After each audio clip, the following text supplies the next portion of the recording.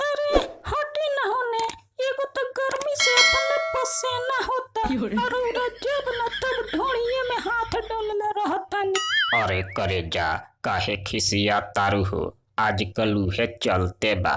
Bullet राजा के एगो गाना सुनले बाड़ी नु, आज भर ढील ध आ ढोड़ी जनी छील द, उहे हम करतानी। काहे खिसिया तारू? अच्छा हाँ, उहे गानवा सुन के रउआ खेला करतानी। रउआ बहुते खिलाड़ बानी जी।